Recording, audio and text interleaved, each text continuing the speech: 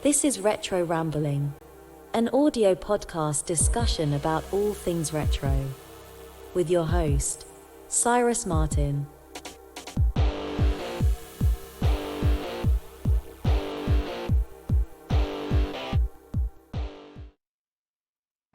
Well, hello everybody. Welcome back again. I am Cyrus and this is Retro Rambling. And today we have the privilege of talking with my great friend, my best friend, my buddy, my pal, the Retro Bro, the man who has brought me many great times talking about video games, talking about retro stuff. He actually helped me to acquire the Atari XEGS. It's actually 3 years ago yesterday that happened. I had a notification. Oh, wow. Yeah. I had a notification on social media telling me, it's been 3 years since this happened. I'm like, really? Wow. So what's up, John? Welcome to Retro Rambling. How you been? Good, man. Thanks for having me on. I used to listen to Retro Ramblings back in the day. It was this, and All Gen Gamers podcast. I don't know if you're familiar with All Gen Gamers, but that was a podcast with a few other YouTubers who are a little bit bigger, and with some YouTubers that don't even exist anymore. So you've outlived some YouTubers at this point, Cyrus. But it's awesome. Thank you. I always appreciated these, and that Atari system.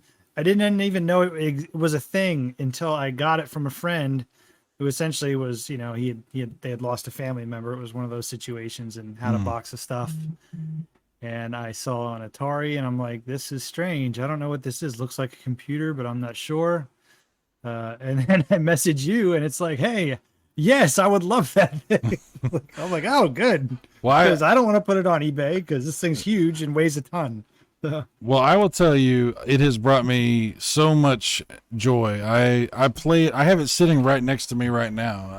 I play it all the time, and that's been great. And so much of the experience that I've had hanging out with you, talking with you, sharing things with you has been like that. Has been just fantastic and unexpected and great. And maybe everybody doesn't know who you are. Maybe that's possible. So if you would like, introduce yourself and talk a little bit about what you do. Yeah, well, I mean, obviously, the Retro Bro, my channel pretty much talks about retro gaming. I do some modern stuff, but not a whole lot. It's mostly like 8-bit and up. And I think that's kind of that's the one main difference between you and I is you kind of go back a little. You're not that much older than me, a little bit, but you are more familiar with some of the Atari, the older original and television stuff. And I could never, so that was never like a nostalgia thing for me. I've had moments where I've owned an Atari 2600 as a, just a retro gamer collector in general. And I always struggled to kind of go back and enjoy that stuff. But no, I focus on a lot of 8, mostly 16-bit, 32-bit stuff on my channel. Just put out a very in-depth episode of what I call legacy videos. They're just videos that you can watch 20 years from now and will still have the same relevance as they did today. So I talked about kind of the way that Sega almost beat Nintendo and how they did that, how they almost did that. And that was a pretty fun video. If you're a fan of the console wars, you definitely want to watch that video. It was a lot of fun to make. That was one of the most fun videos I've ever made. And it took me a long time, but I never felt like I was like, oh, I have to get this done or I have to edit this. And no, it was kind of like an experiment of sorts. And I really enjoy doing those types of videos on my channel. I still do a lot of quick videos where I'm talking about some emulator that I found or showing some gameplay footage of a pretty cool game. But, talking retro games as a gamer, I still... I have a gaming PC, I have a PS4, but the majority of my gaming, like today, I spent the day playing NHL Hits on Nintendo GameCube emulator and Hunter the Reckoning on Nintendo GameCube. So, oh, wow. Yeah, I just have a passion and love for it, and that's why my channel exists. I mean, you're one of those people that I know that loves Sega stuff like I do. Probably even more than I do, actually, because that's one of the things that I've seen a lot of your edited videos about. Like, I really have to say, like, you do a lot of streaming, you do a lot of different kinds of things, but those edited videos where you really like turn it up to the next level, like with the next level, because Genesis, Sega, anyway, it's little, whatever.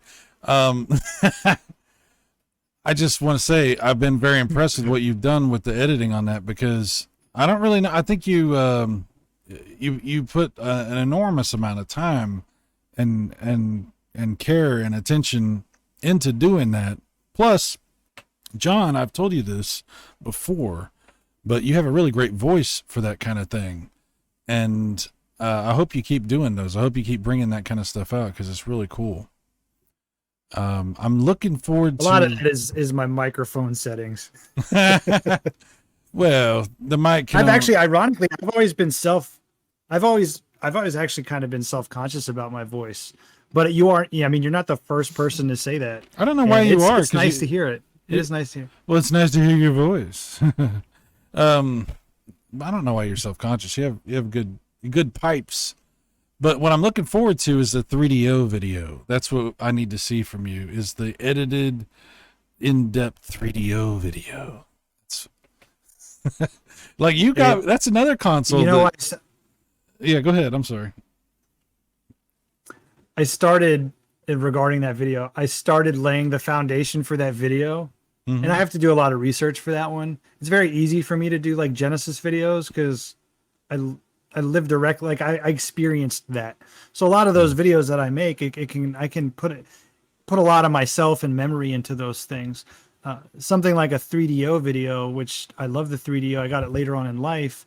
I don't remember the 3DO as a kid. I never even seen one, didn't know they existed, didn't have any friends have one. Right. So it's one of those things where I have to do a lot of research, and I started laying the foundation for that. And, you think you know some stuff until you start really looking into it. And then you find out what you didn't know. And it's like, whoa, this is a lot of information. So that video will come. I don't know when, but it will happen. Well, maybe 2023, maybe 2024. Nobody knows. No one knows. But that's another console because of you, I got a 3DO. I never, like you, I never had a 3DO, and you ended up getting one of those front loader ones, and I was like, oh, okay, let me look into this too.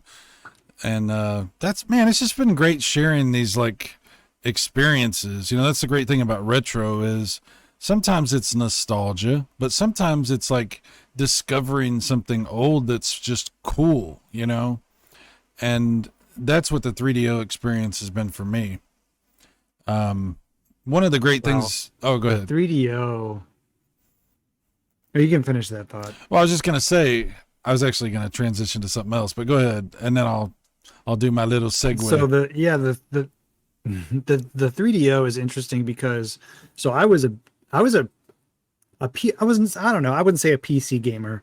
I had an uncle who was very into like building computers back in the mid to early 90s, and by us they used to have a computer show at this big, like, I don't know, it was like a hall. I don't know what you could call it. It was like a place where they would have, it would be like an expo center essentially. And I would say a few times a year they would have a computer show where it was nothing but, Intel, all these different types of vendors would be there that sold computer parts. I mean, you could go there, get everything you needed. Stuff, by the way, wasn't always new stuff. It was used stuff too. So my uncle would go there and he would take me and we would build computers. And at the time, it was very easy back then, the pirate software. Like you get nobody ever, I don't know how they made money back in the day, because I've never actually seen anybody in my life buy a copy of the original Doom. It was always pirated. Same thing with Wolfenstein.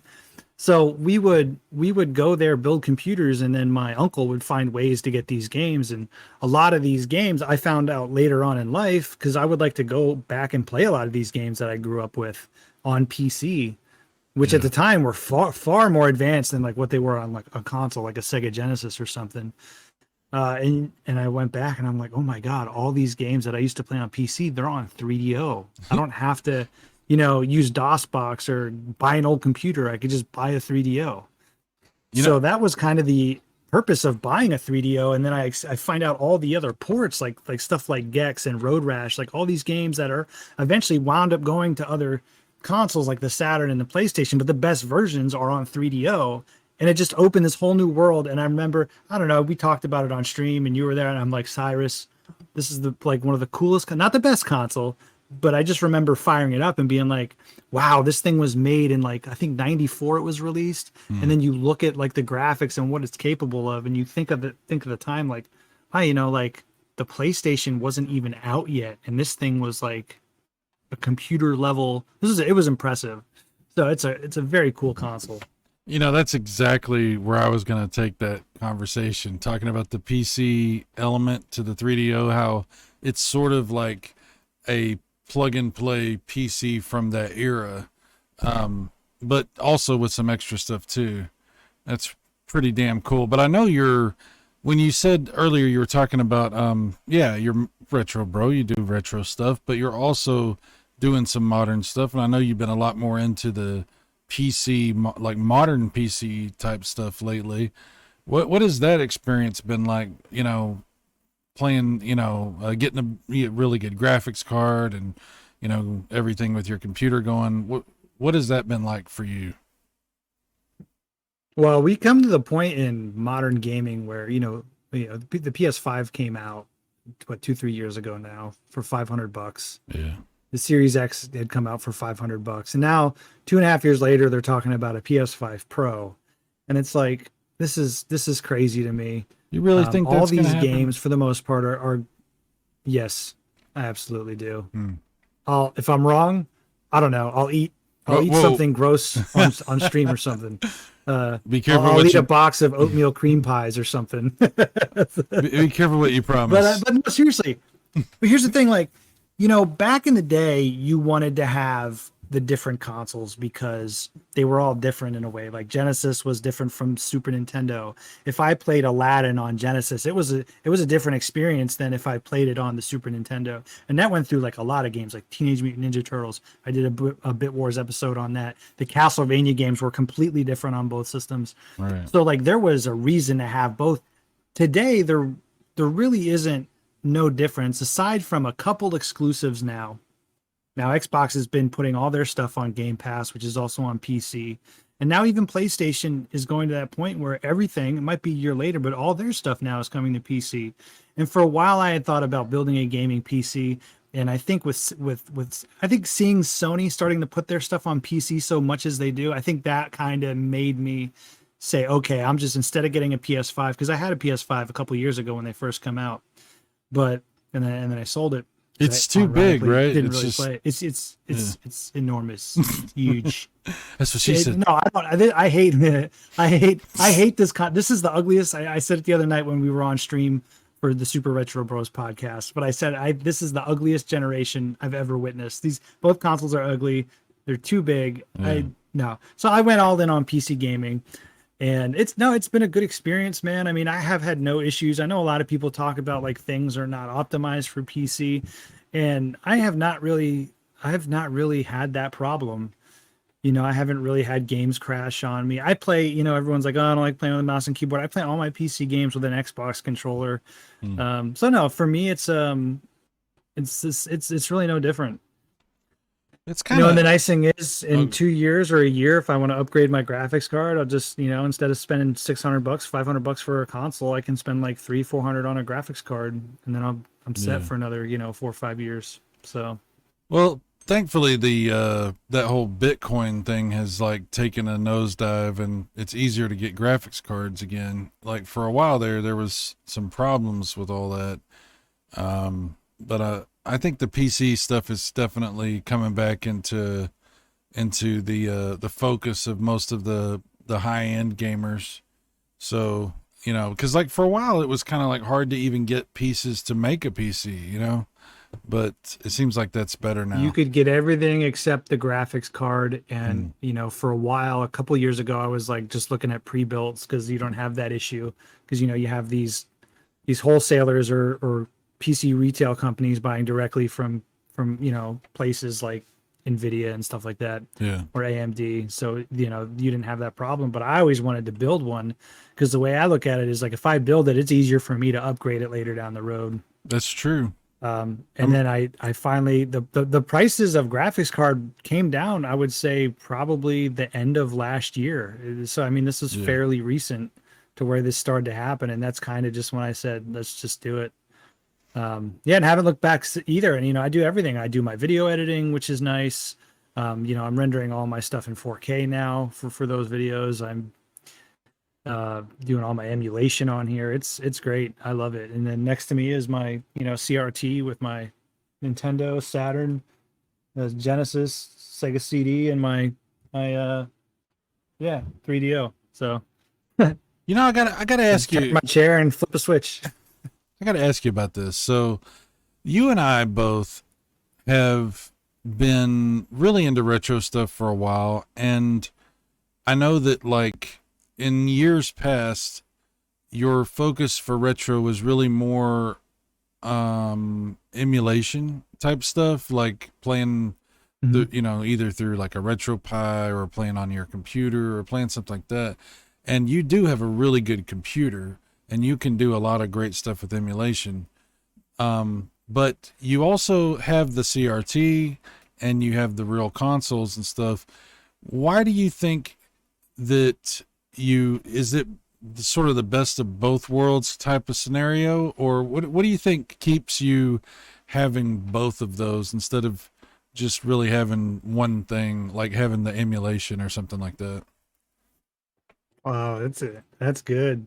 I think dude, there's just nothing better than sitting down and flipping a switch on your Genesis and playing it on a CRT. Right. Like, I don't know, it's a different experience, as good and as far as emulation has come. And it's really good, especially with Genesis.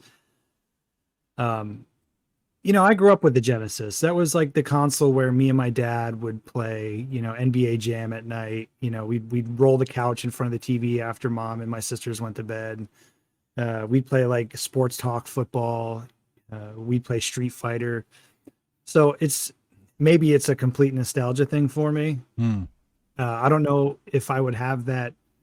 I don't know if I would feel the same way if I hadn't grown up with the same thing with my Nintendo. Like I played Super Mario Brothers with my dad. I played Rad Racer with my dad. So like, I don't know if I would have that same affinity for it if I didn't have that experience, but to me, the games just play better. I'm actually going right now and I'm going through and trying to beat some games on Genesis because I just got an EverDrive that you had recommended, the X5 from Crix, because I stopped collecting for Genesis because it's getting ridiculous. So I'm going back and I'm actually trying to beat some games I've only ever beaten on emulation on original hardware. And, the difference in just the response time and, dude, call it input lag on PC. Like, sure, okay, you have run ahead mode on PC. There is a difference though. There is 100% a difference when you are on a CRT. And I can't explain it, and unless you experience it, and for somebody who doesn't regularly play on a CRT original hardware and what's available to them, like a RetroPie, PC emulation, like it's fine. Like it's not dreadfully bad input lag. You're not going to not be able to beat games. It's just there is a difference that I think unless you're doing both actively, you're not going to notice it. It's not like you said, it's not like a significant difference, but it is there. And, when you're seeing something on a CRT screen with the real hardware, the machine is producing everything, in real time. It's not a computer simulating that process. It's actually happening right then. It is a little bit different. There are some slight little things that you don't notice, and it's hard to even articulate what it is, like you're saying. But seeing it, with that rapid instant reaction time, that instant response, and also we should talk about how the graphics look so different, and you don't realize how different they look until you're playing them on that older CRT screen. Because, man, I mean, I sent you a video earlier today showing some more examples of how the games were designed to be viewed on that type of screen. And so, the graphics get blended in such a way that it simulates like more colors or more detail in the pictures that you're seeing. So the experience is just so much better. It's not just, I think some people think that we like our old giant glass tubes because we're just old dudes. but there's actually a lot to that. There's a lot to that experience, I think. But that's, again, the developers of these games, it's nothing they against, knew what kind of picture the TV was going to be outputting. Right. And it's nothing against emulation. Emulation is great. And it's the future of retro, probably, because this stuff's not going to be around forever. But while it's here, I mean, let's enjoy it, right? Unless we're talking about certain games that we don't enjoy, that maybe other people do, that you might personally not like, for example, a certain Sonic game that's available on a CD. What is your this? It's well known, it's well documented. Everyone knows, everyone agrees that John does not like Sonic CD for the Sega CD. Could you sort of articulate what is your beef with Sonic CD? Like what is going on there?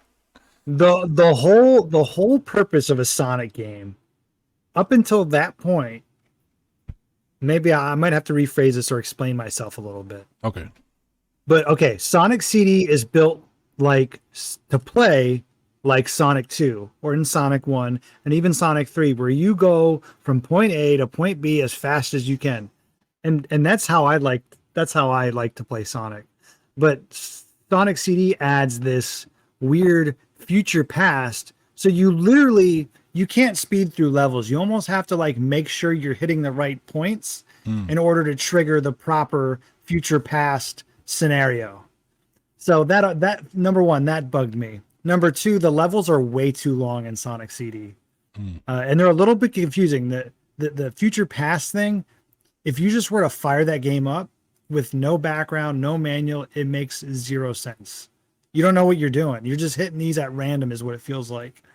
And I just feel like if they had maybe built it a little bit different to utilize that future past, I think maybe they could have done that. But it's built like the first three Sonic games with that added feature, and it kind of takes away from the overall purpose. That's my justification. Maybe I'm crazy. Maybe that's a crazy justification, but that's kind of how I see it. Therefore, I don't like it. It's not a Sonic game. It's not built like a Sonic game. You can call it what you want.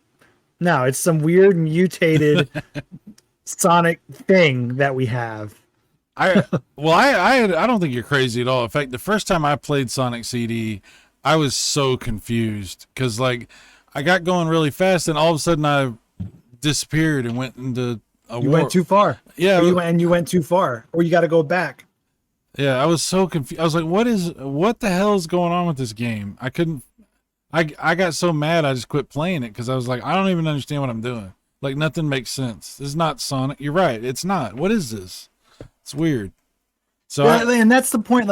I shouldn't have to, a Sonic game should not have to be explained to me. Yeah. Because people will say, well, you just don't understand the game. Let me explain it to you. I'm like, no. That's not how Sonic games are. You shouldn't have to explain it to me. I don't I'm going to be stubborn. I'm dying. I am dying on this hill, damn it. Well, let's take that a step further. So speaking of, Sonic games that are different than what you might expect, what do you think about the more modern Sonic games, like the newest one that came out? What is it called? Sonic Frontiers, I think. Sonic Frontiers. What do you think of that? What's your thoughts? Frontiers is essentially Sonic Adventure, I think, with a modern touch. It's not a bad game. I think it's one of the better Sonic games of most recent when you talk 3D Sonic games. It's pretty good. But it's a little bit slow. It's a slower paced game than I would like it. I go back to it. I haven't finished it yet. I've only really put in, I would say, maybe 4 or 5 hours into the game. Oh, but I really? enjoy the time that I spent. Yeah, I enjoy the time I've spent with it. But I go back to it. It's a very easy pick up and play type game, which I like. Hmm. So, uh, I mean, yeah, but I mean, to be honest with you, I've always preferred the 2D Sonics. Like, I loved Sonic Mania, Oh, even though yeah. that was essentially just, Sonic 2 Hmm. with some like, it was like Sonic 2 with DLC. Um, but, What do you think about yeah. those remakes of the original Sonic games with I don't remember what they call that, where the re-release where they have like widescreen now and uh I've actually never played them, believe it or not. yeah, me neither. Yeah, if I play Sonic, I just play it on the Genesis, I mean, yeah, honestly. that's what I do too. Like I mean, that's Sonic. That's to me that's Sonic. I like some of the newer Sonics. The Sonic Adventure games are really cool. You know, like you said, Sonic Mania was really cool. My daughter really liked that one, Unleashed. She liked that one quite a bit. But I don't know. The new one is it open world? The Frontiers is or Yes, it is? That's so weird to me. Like it is. I don't It's even know how open to world. process that. Sonic Generations is pretty good too. I played a little bit of that. Sonic Generations, That was on yeah, Steam. I bought that on Steam for a couple bucks. that was not bad. But Okay, let me ask you this. Okay, so you're a big Sega fan, obviously.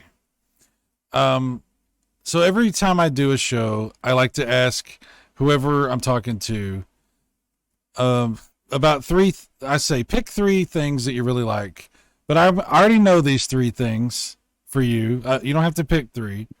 I'm just gonna ask you, Mary F. Kill on the Sega Genesis, the Sega Saturn, and the Dreamcast.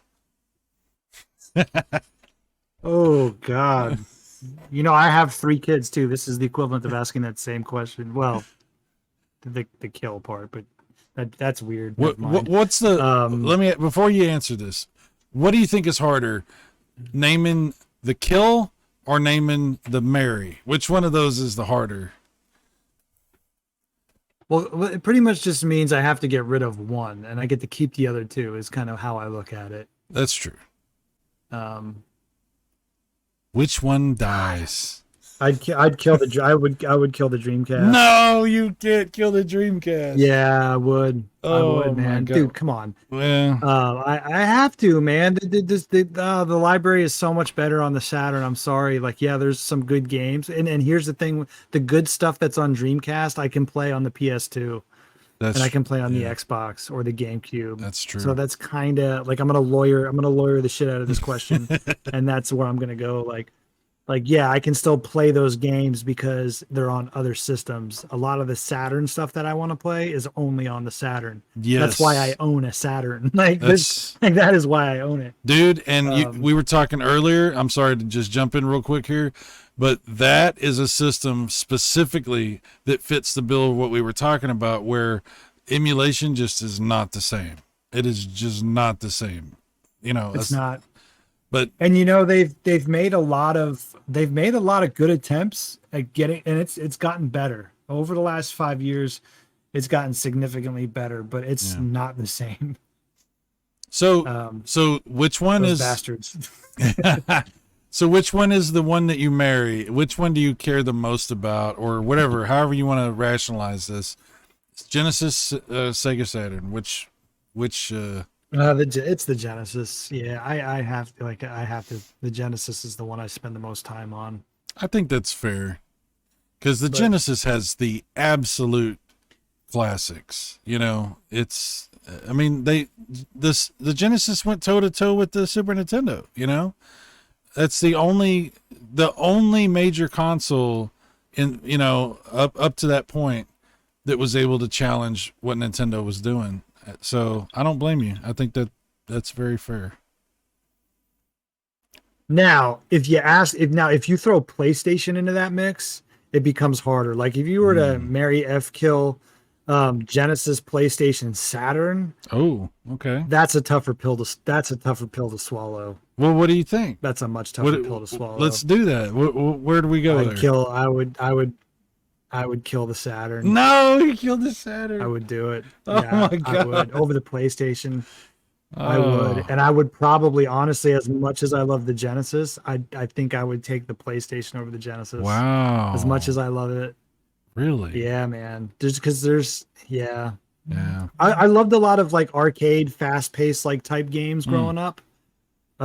That's one of the reasons why I really liked the Genesis was because of the sports games and the arcade type games on there.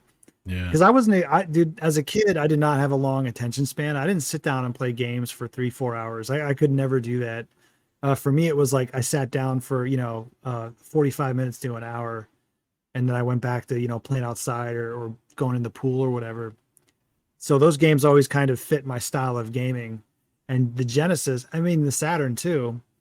Um, the Genesis and the PlayStation always appealed to me for that reason. I think the most time I ever spent on a PlayStation game was Symphony of the Night and Metal Gear Solid. Those are like probably the only two games that I seriously sat down and start to finish it. All the other stuff on PlayStation was like sports games or arcade type games. Yeah. And even to this day, that's kind of still the stuff that I play. I don't have that, especially as an adult with not much time. Like, can't Yeah. tell you. I think the only game I've seriously put a lot of time into that's a modern game in the last few years was Elden Ring, and that was like 150 some hours. Like I was playing that like 4 hours a day. I went a little crazy with that one. But yeah, not to go off like incredible topics, but going back to the Saturn, yeah, I mean that's one of the reasons why I have a Saturn is because I dabble a lot with emulation, and that was a big part of my channel for a while. And I got frustrated with not being able to emulate properly, and I'm like, I'm just gonna buy one. And at the time, I didn't know about the unlocker. I didn't know you can burn games. And then thanks to you, I learned about that, and it's been like the floodgates have opened since, and I've been able to find so many like arcade shoot 'em up games and some Japan only titles that never came to the US. It's just, some of the fighting games that are on there, like Last Bronx and Fighting Vipers. Yeah. Oh my Oh God, my dude, it was God. just as Yeah. good as Tekken. Like I love Tekken growing up, and these games are up there right with Tekken, but we didn't know about them because the Saturn didn't sell very well. Fighters Mega Mix is great also. The Saturn is Hmm. what a fascinating console because there's nothing like if you see a Saturn like the graphics, like if you see a game like Fighting Vipers or something like that, there's no mistaking. That's a Saturn game. Nothing looks like Saturn. It Hmm. it has a very distinct look. And there's just something really Well, appealing I about mean, I that. mean, even the racing games. Oh yeah. You look at like Daytona and that Formula One, and it's like, man, as blocky as Daytona was, man, back in the Mm, day, that was like having an arcade in your house. That was awesome when yeah. Daytona came out for Saturn. Sega Rally. That was for me like I Yeah. just yeah, amazing stuff. Saturn is just a awesome console. Yeah, that was cool when I found out about the unlocker thing because like dude, it was so frustrating to have a Saturn. Like the Saturn that I bought back in the day, I had like maybe I don't know, 10 games and then it would just sit in my closet because I was like, I'm never going to be able to play those awesome games that never came out here. And I didn't even look into it because I didn't want to know about it because I was so upset about it. But then I found out about this unlocker thing. I had to buy another Saturn because I had sold my Saturn like years ago because I was like, whatever, I can't ever play the games anyway, whatever. And then, of course, that changed. And wow, talk about opening a whole new world. Both you and I have over the past 3 or 4 years just been discovering so many games we never even realized existed in that library. That's one of the great things about retro gaming is there are experiences that you're going to have that you never even knew you could have. And it's not like, a lot of people think retro is like just nostalgia through like rose colored glasses looking back on the past. That's not true at all because a lot of it is finding things that you never knew about that have been there. It's like finding this like secret, this hidden treasure somewhere. Mhm. I love it, man. I absolutely love it. Well, I mean, that's just the thing. Like, modern gaming is. there's a lot of issues with that I have with it, and Mm, a lot of times games will come out and I'll kind of want to play them, and I'm like, I don't want to spend $70 on that game. Oh wait, and that's the beauty about being a retro gamer is because of that. Because I'm a retro gamer, I'll go play my Genesis or my Saturn or re-explore some of these older games. I mean, how many times have I just messaged you at random and it's like, hey, check out this game on Saturn. Have you ever heard of it? yeah. No, dude, you have to check it out. And it's like, holy cow, this game's amazing. And it's cool that we can go back and re-experience a lot of these games that we just never, well, not even re-experience, but experience them like they're new stuff. Yeah. Yeah, they look old and they're 35 years old or whatever, but it's a new experience. And yeah, it's not just all rose color glasses. Honestly, like I play stuff that I grew up playing. I play less of those games because I played them so much as a kid. Right. I'll play stuff.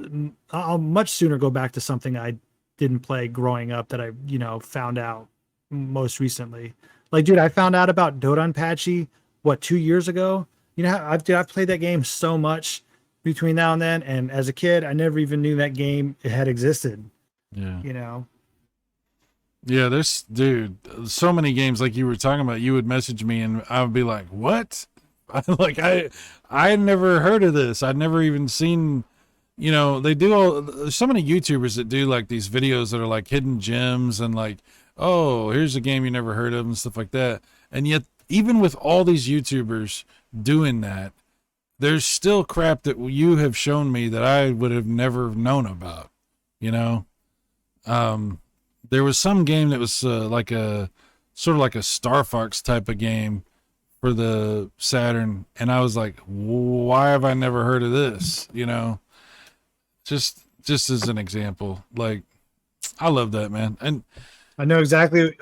So you might be talking about Night Strikers, or you're talking about that other one that I had sent you that was like a first person, or no, not a first person shooter, but a shmup in some parts, and then it like transitioned into like this 3D. I think it might have been Zero Divide Final Conflict. It might have been that one. I can't remember, but yeah, I mean that's just the thing. Like, how have I never heard of this game before? yeah, You know? it's crazy. And talk about like a great console for the arcade ports, playing them on a CRT 240p, like Outrun, Afterburner, Space Harrier, like what is that one racing game that's all super scalar type stuff, where you're kind of like Talking about Chase HQ. Chase HQ is a good one. That's definitely a good one. I was thinking of I can't remember the name of it. It's made by Sega. It looks kind of weird because like it's like you're going like I don't know, like the track is like almost like a roller coaster kind of thing. Oh yeah, the arcade game. Yeah, I just can't think of the name of it, but What the hell is that called? Power Drift. It's Power called Drift. Thank you. Yes. Yeah. What a great console, man. Because you can do all that stuff at 60 frames per second. And it's just, what a great experience to have. Let me ask you, do you have that analog control, that 3D controller for the Saturn? Did you ever get one of those? I don't. Ironically, I use a wireless retro. I think it's a retro bit, Oh, yeah. and I love that controller. But I've never. I mean, I've used one in the past. Oh, okay. Um, Okay. but I haven't. I don't have one now. No, I should get one though. Those things are great. It's pretty cool. Not every game works with it, but there are some games that it works really well with, like Nights into Dreams. It's that's the first one I had actually came with Nights, and it makes a big difference for that game. There's few games like that it really helps with. But man, Well, wasn't that controller actually designed for Knights, and then they utilized that controller for other games? I think. yeah, I think that's right. If I'm not mistaken. Because mine came with Nights, so I think that's probably true. I think that Mhm. yeah, Saturn has some great peripherals like the steering wheel, the light guns. Man, those light guns! Wow, there's some great light gun games on the Saturn. Virtua Cop 1 and 2. House of the Dead looks rough, but it's actually pretty damn good on the Saturn. Um, I did I did a light gun. I did a light gun episode, and went over all the light gun games. The only one I left out was, I believe, Police Knots. hmm, But that's like kind of a light gun game. That's like not really a light gun game. right. Parts of it is a light gun game, but that's more of a story like driven point and click style game. But yeah, I mean, God, there's so many good ones on there. I tell you, the one I really liked was, might have it right in front of me. Scud the Disposable Assassin. That one's a lot of fun. It almost feels like a early like a Beat Saber game, because the way the music is in that game, you can almost like shoot with the rhythm of the music, and it just like it's almost like your gunshots go with the music. Oh, But okay. that's a good one. One of the worst games ever created is actually a light gun game though on the Saturn, and that's that Crimson game. Oh, I know what you're That is talking about. probably, yep, that is by far, that might be the worst video game I've ever played in my life. And I don't say that like to be like, that's not hyperbole. That's Yeah. legit. It's a terrible broken. It's a broken game. It's actually kind of comedic. It's so bad. Damn. But for those listening, yeah, pull up a video of Crimson. Just type in Crimson Sega Saturn light gun game. Crimson's a part of the title, but you'll know what I'm talking about. And it's ironically, I think it's kind of expensive too. But yeah, terrible game. Wow. I know that you're, really big on Sega and obviously some of the other things we talked about. You're not so much into the super duper retro stuff, as we said. What about Nintendo stuff? Like, I know, I know what you think about Sega, but what about Nintendo? What are your thoughts on the different Well, Nintendo consoles? my first console ever was a Nintendo Entertainment System. Hmm. My dad just comes home with one when I'm like, I don't know, I might have been, so this is probably 88, 89 maybe. I was really little, but I remember getting this, and he comes home, and of course it has Mario and Duck Hunt. And I remember, playing that game, and then my dad got Rad Racer, and we used to, stay up late trying to beat the different levels. We didn't know there was cheat codes, or button combinations to select levels or whatever. Kind of glad we didn't know that, because it would have ruined some of the memories that I have. Because I remember like beating this one stage and my dad being like super excited, because we'd literally been trying for weeks to get past this one stage. Hmm. At least maybe it wasn't weeks. It felt like weeks because I was like 4 years old. But no, that was my first console, man. And to this day, the Nintendo Entertainment System, it hasn't aged well, but the stuff that's good on there is still fun to go back to. One of the one of two of the only games I've ever no death run is on there is Super Mario Brothers 3.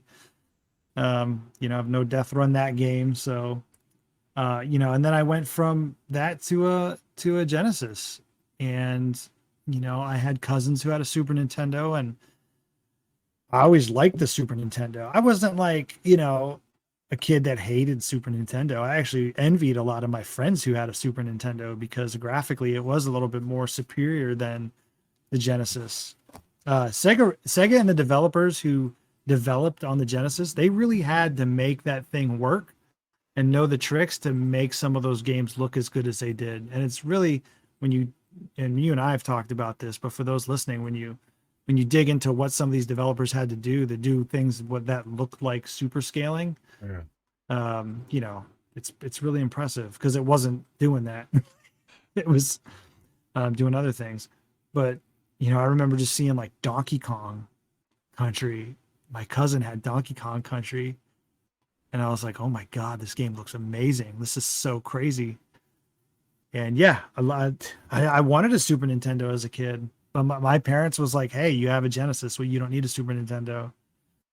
I was one of those single gen console households. Like, 8-bit I had Nintendo, 16-bit I had a Genesis, 32-bit I had a PlayStation. I had a Saturn later on, because my buddy sold me his Saturn.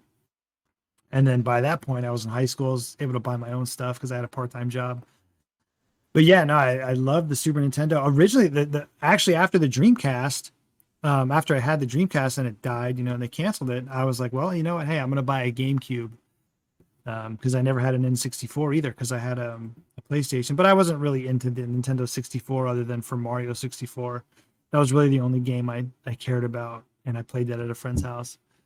But I wanted a GameCube, and I got a GameCube, and I just remember being so pissed because I would go to like GameStop, every week when I get paid, I'd go to GameStop or Microplay or whatever it was back then in the mall, and there would be like the same games week after week after week, while PlayStation's getting all these different games and Xbox getting all these different games. And eventually I'm like, I joined at that point I was like joining the military, but then I was like, when I was in the military, I was like, I'm buying a PS2. I'm done with Nintendo. This Yeah. I'm tired of it. But no, I always loved Nintendo. I've owned just about every Nintendo console, ironically, other than a Super Nintendo. I've owned every single Nintendo system, up until except the Wii U. That I haven't had a Wii U either. But yeah, the Wii U and the Super Nintendo are the only two Nintendo consoles I've never owned in my life at some point. You're just kind of talking about all that. It's reminded me of what I like. For me, I had all kinds of consoles like throughout my life, but I never had them at the same time because I would sell stuff to get the next thing, like Mm. I would be like, okay, I've got a Genesis. Now I'm going to sell my Genesis to get the Super Nintendo. I'm going to sell the Super Nintendo to get the Atari Jaguar. I'm going to sell the Jaguar and get a PlayStation. God, you hold on. You have to stop for a moment. I want everybody to realize what you Yes. did, Cyrus. You sold a Super Nintendo. Let me tell you what to I get did. An Atari Jaguar. I did. I'll tell you. No, I need to hear this, dude, I was hook, line, and sinker on the damn Jaguar. I thought the thing was going to be like, I bought I bought the whole spiel. I was like, 64-bit, do the math, bro. Do you even do math, bro? I was all about I was like, you guys are stupid. I'm getting the Jaguar, and so I sold my Super Nintendo, and I had like 15 games and a Super Scope 6. Sold all of that and got the Jaguar, and I was happy for about a week, and then I was really pissed off because it was a Jaguar. And we didn't have like a bunch of games come out. Like, it was months before like Alien versus Predator came out. Like, when I got it, I got the Jaguar and Tempest 2000, and then it was a long time before I got another good game. And then by that time, it was already kind of like on the way out. I was looking down the road already. I was like, oh my God, PlayStation looks so good in these magazines. I can't wait for it to come out. And of course, I had to have that. So, I have to wonder like now, because I mean, I've had, they released that Jaguar emulator, so I've got the chance to play a lot of these Jaguar games. There's a couple good ones. And when I say a couple, I literally mean a couple. There's like two good games. But I wonder like how many people are just these retro collectors, and we've seen it, like these collectors will just buy stuff just because it's old, or they're infatuated by certain stuff that never really made it. You see it a lot with like the PC Engine stuff, or just because it's different and it's rare. But I wonder how many, and I'm thinking like the whole time when I'm emulating these games for the first time, I'm like, God, how many of these people spent like hundreds of dollars on a console, because these are expensive consoles, expensive games, and then put these games in and play them, because it's different back then. Like back then, like it was still new and it still looked better than what was out there for the most part until PlayStation. So I wonder how many people like spent all that money and like on this retro stuff on a Jaguar and then like immediately regretted it. Well, I can tell you, I have two very distinct, very separate lifetimes, if that's the right word, with my relationship with the Jaguar. My original relationship with the Jaguar was one of frustration and aggravation and eventually disillusion, and I held a grudge. When I sold my Jaguar back in the day, I was pissed, and I didn't want nothing to do with no fucking Jaguar for years, for many, many, many, many years, until just a few years ago when I finally decided to get another Jaguar. And then my relationship changed because, at the time back in the day, I thought it was going to be the next big thing and everybody, it was really cool. And then it turned out to not be. So the more modern relationship that I have with my new Jaguar has been, instead of seeing it as, oh, this thing has all this potential and it's going to replace my Super Nintendo and it's going to be the next big thing and all that, instead of having those thoughts, I'm coming back to it saying, let me look at this weird, unique console with these games that are in this strange era that it's like between 16-bit and the 32-bit generation. Yeah, I know it's 64-bit sort of, but it's not really, it's in that same ballpark as the 32X and the 3DO. It's in that middle ground area. And the Jaguar games are extremely unique. Now, are they good? Well, there are some good ones, yes, like you said, but it's just so strange. And so it's very fascinating to me to play some of these games that are like polygons, but not, like just barely, you know, and that sort of thing. Well, if you go back, because I remember the Jaguar, the way it was marketed was, they spent a lot of money on marketing. I remember regularly, you didn't see TV commercials often for stuff like the Neo Geo and the 3DO. But man, you saw a lot of stuff for Atari Jaguar before it came out. And yeah, it was that commercial, like, 32 plus 32 equals 64. Which one's more? And it's like, oh yeah, and we felt for dumb shit like that in the 90s, man. Cause we just used to blast processing, man. We ate that shit up. Like, we didn't know what the hell that was. We were just like, yeah, that'll work. Yeah. It turns out like 30 years later, like, yeah, it was kind of a real thing, but not really. Yeah. But yeah, it was a different time. The playground like battle between Nintendo and Sega and all that kind of stuff. It was a different time. But yeah, personally, I know you don't have much of a relationship with anything Atari's ever done, needless to say, but it is good that we can at least share the experiences that we've had with other things, like with the Sega consoles and stuff like that, for sure. I know you tried to do like an Intellivision. It didn't really work out. That was a little too old for for you. Well, yeah, like I said, it's tough. And I had a 2600 for, a while back, probably like 6-7 years ago. Cause I found one at a Goodwill. It was like $10. And I'm like, I don't even know if this thing works. Yeah. And sure enough, man, it fired right up. And I was like, damn, Atari games are cheap. I'm just going to go buy like, I don't know, 10, 15 Atari games for like $15. And, I got like the classics, Adventure and,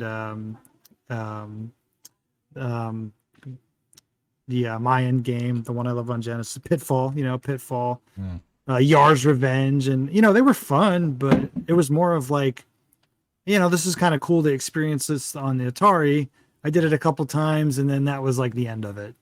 Yeah. No, I understand completely, because my relationship with those games, those older games that are in that period, it's definitely nostalgia, because I'm thinking about what it was like back at that time, and I know that affects my interpretation of the game when I'm having fun playing it.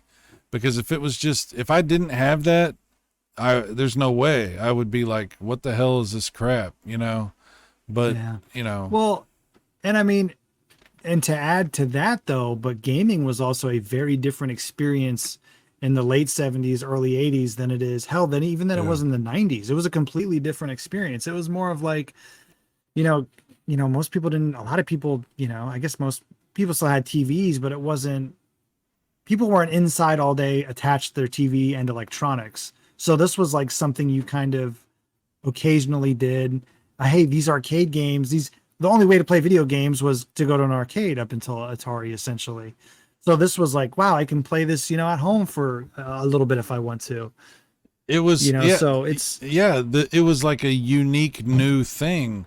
My TV is making there's a game on my TV that I can play. Like it was a new concept. So yeah, it was a different time. Absolutely. Yeah. And then, for me, it was someone who was born in 85 and really didn't come into video gaming until the late 80s.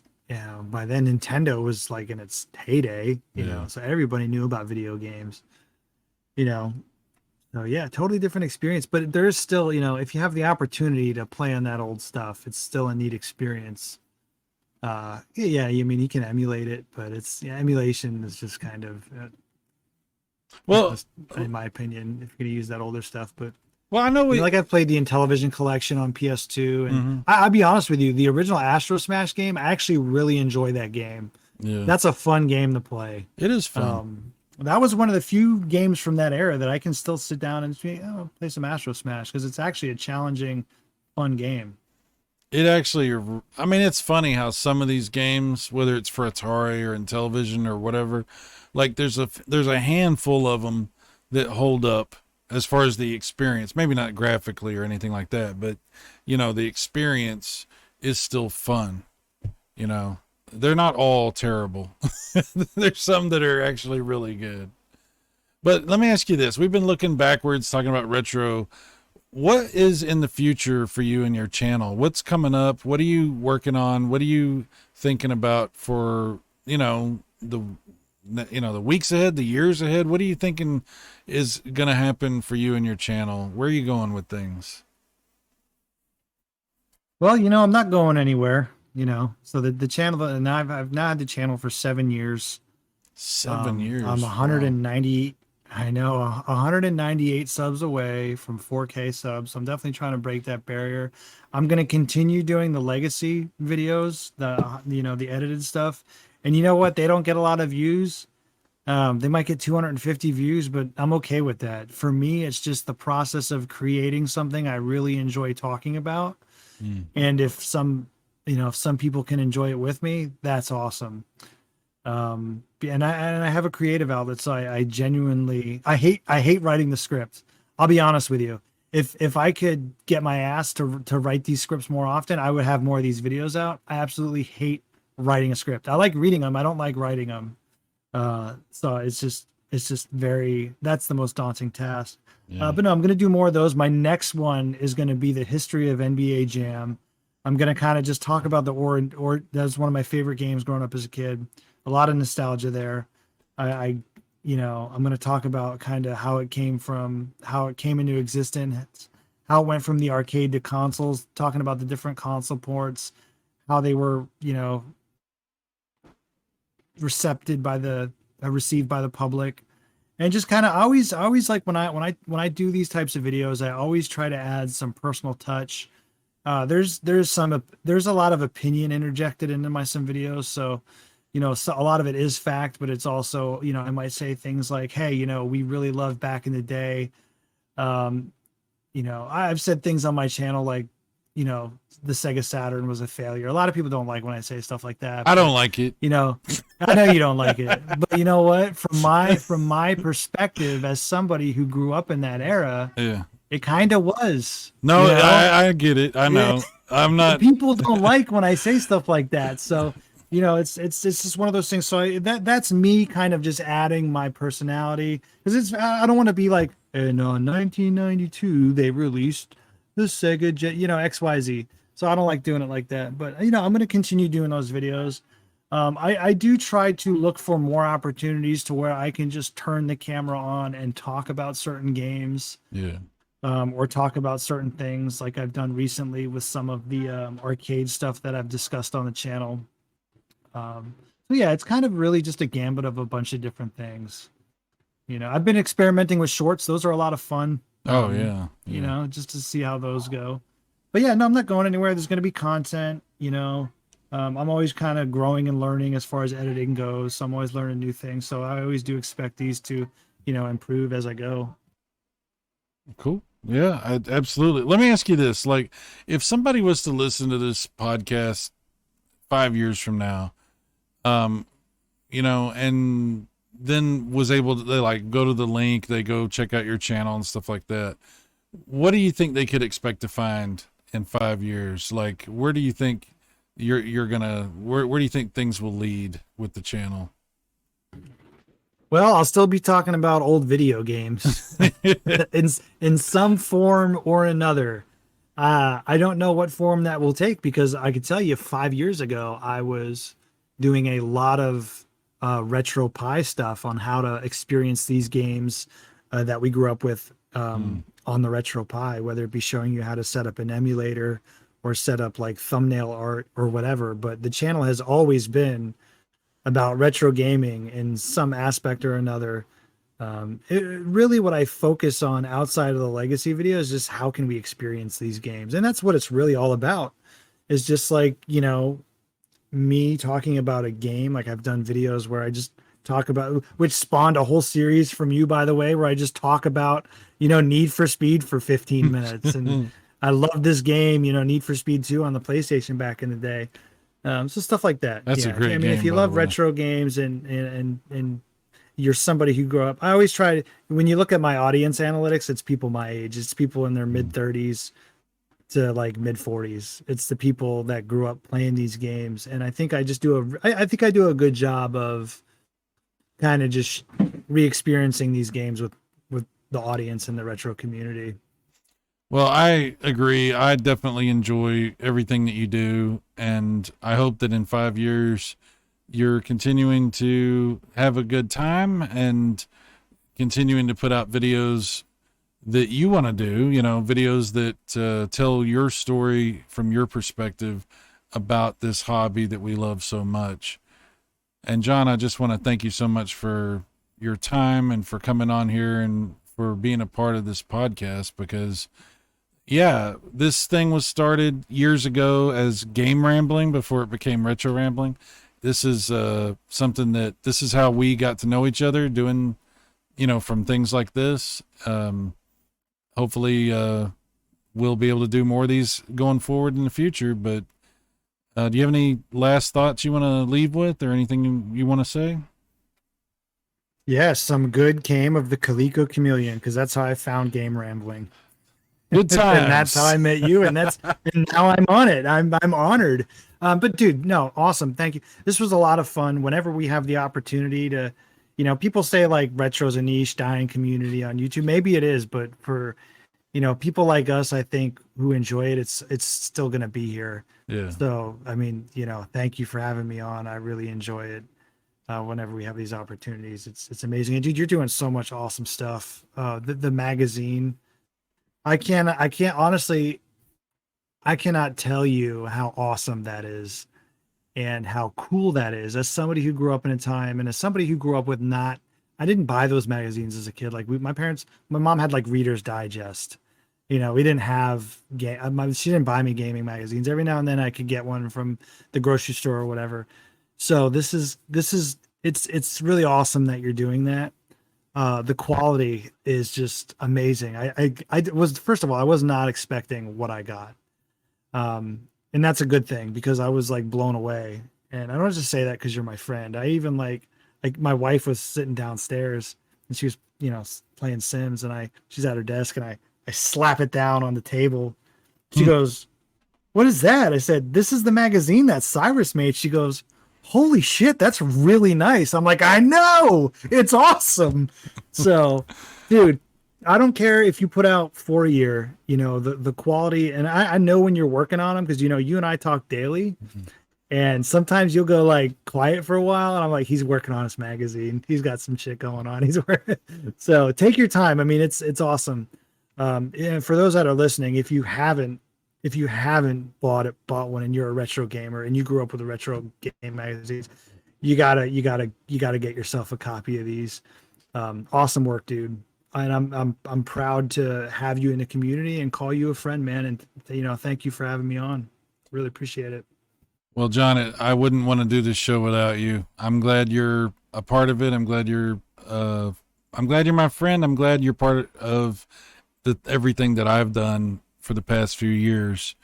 I know we've been through some turbulent waters here and there, but I'm happy that we've come out on the other side, and I look forward to seeing what we will be doing, looking backwards at retro stuff for the years to come. That's a lot of backwards and forwards.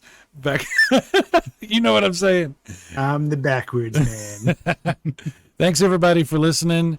There'll be more shows coming soon. Check out John's channel, Retro Bro. There's a link in the description. Lots of great content. If you love Sega stuff, if you love whatever, just retro stuff in general, he's doing and will continue to be doing some great stuff for the community, and for retro gaming in general. So thank you, John. Thank you, audience. And that's it for now. So for now, I am Cyrus. And you're supposed to say, this is what me and Pick Your Gamer used to have this thing we would do at the end of every show where it's been a while, and I'm retro, bro. There you go. Even retro, bro. Thank you, sir. That's good enough. That's good enough. I'll see you guys later. Take care. Thank you for checking out Retro Rambling, an audio podcast discussion about all things retro. If you enjoyed it, then check back soon for more. See you next time.